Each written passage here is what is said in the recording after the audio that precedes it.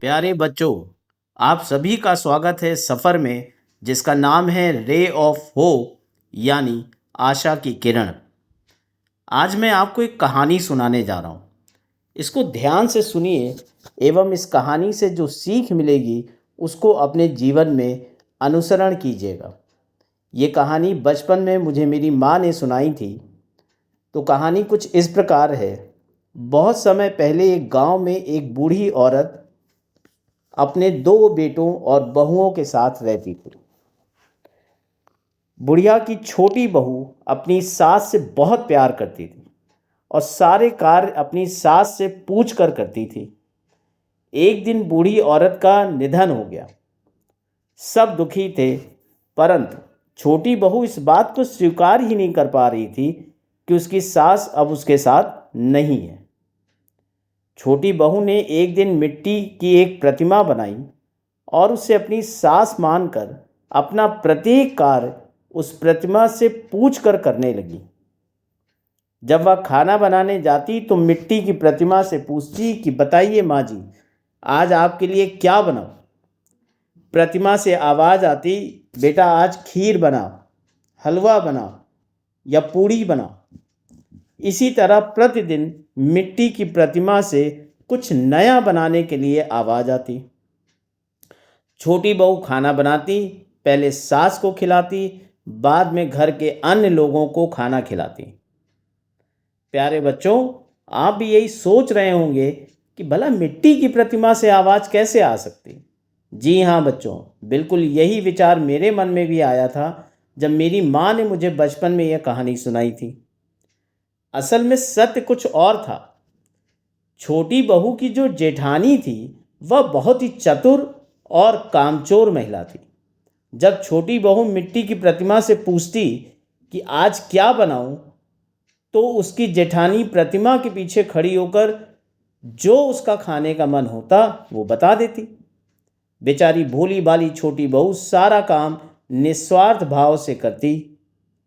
छोटी बहू के पति ने कई बार उसे समझाने की कोशिश की, परंतु छोटी बहू यह मानने को तैयार ही नहीं थी कि उसकी सास अब जीवित नहीं है।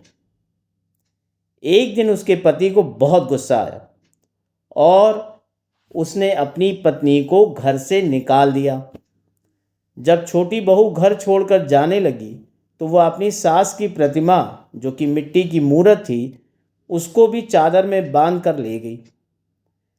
जब वह गांव से बाहर पहुंची तो काफ़ी अंधेरा हो गया था, इसलिए वो एक जगह रुक गई।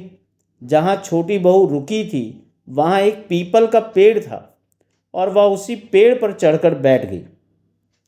उस रात को चोर वहां पर आए और चोरी किए हुए अपने सामान को बांटने लगे। पेड़ पर बैठी छोटी बहू को नींद आ गई और उसके हाथ से चादर में बंधी मिट्टी की प्रतिमा नीचे चोरों के ऊपर गिर गई। चोरों को लगा कि कोई भूत है। वो डर के भाग गए और सारा चोरी का सामान भी छोड़कर भाग गए।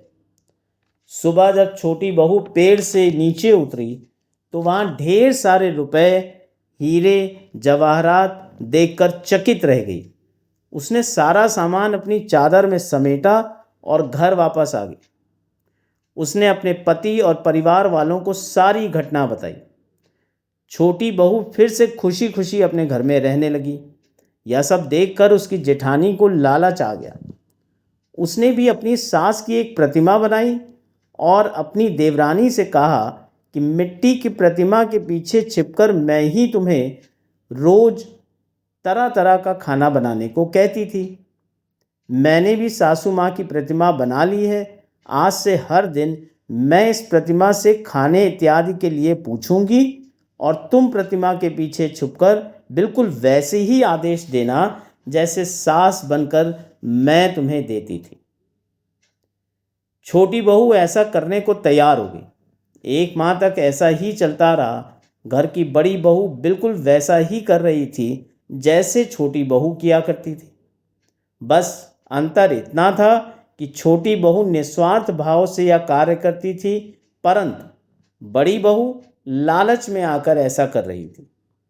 एक माह के बाद बड़ी बहू ने अपने पति से कहा कि तुम मुझे वैसे ही डांट कर घर से निकाल दो जैसे तुम्हारे छोटे भाई ने अपनी पत्नी को डांट कर निकाला था। बड़ी बहू के पति ने ठीक वैसा ही किया।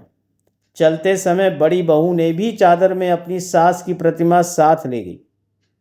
बड़ी बहू उसी स्थान पर पीपल के पेड़ पर चढ़कर बैठ गई। संयोग से उस दिन वही चोर चोरी के सामान का बंटवारा करने वहां आए। बड़ी बहू पेड़ पर बैठकर यह सब देख रही थी। उसने चादर में लिपटी अपनी सास की मूर्ति नीचे गिरा दी। प्रतिमा के गिरते ही एक चोर बोला, एक माह पूर्व जब हम लोग बंटवारा कर रहे थे तब भी हमारे ऊपर कुछ गिरा था और हम लोग डरकर भाग गए थे, परंतु आज हम सच्चाई का पता लगाएंगे। दूसरे चोर ने टॉर्च जलाई और देखा कि चादर में मिट्टी की प्रतिमा है। ये देखकर चोर ने पेड़ पर टॉर्च से रोशनी की। उसने देखा कि पेड़ पर एक औरत बैठी है। चोरों ने जब उसे नीचे उतारा और गुस्से में बड़ी बहू के नाक और कान काट दिए और अपना सामान लेकर चले गए। सुबह होने पर बड़ी बहू अपने घर पहुंची और परिवार वालों को सारी घटना कह सुनाई। बड़ी बहू ने कहा, भगवान ने मेरे साथ अन्याय किया है। छोटी ने अपनी मृत सास की सेवा की तो उसे रुपए, पैसे, हीरे और जवाहरात मिले, परंतु जब मैंने वही कार्य किया तो मुझे दंड मिला। चोरों ने मेरे कान और नाक भी काट लिए। यह सुनकर बड़ी बहू के पति ने कहा कि छोटी बहू ने निर्मल मन से निस्वार्थ भाव से अपनी सास की सेवा की, इसलिए उसे उपहार मिला, परंतु तुमने लालचवश सब कुछ जानते हुए ऐसा किया, इसलिए तुम्हें तुम्हारे लालच का दंड मिला। तो प्यारे बच्चों, इस कहानी का शीर्षक है निस्वार्थ सेवा। तो निस्वार्थ सेवा का अर्थ होता है बिना किसी स्वार्थ या व्यक्तिगत लाभ की इच्छा के दूसरों की मदद करना। तो प्यारे बच्चों, आज की कहानी से हमें यह सीख मिलती है कि हमें लालच नहीं करनी चाहिए और सेवा निस्वार्थ करनी चाहिए।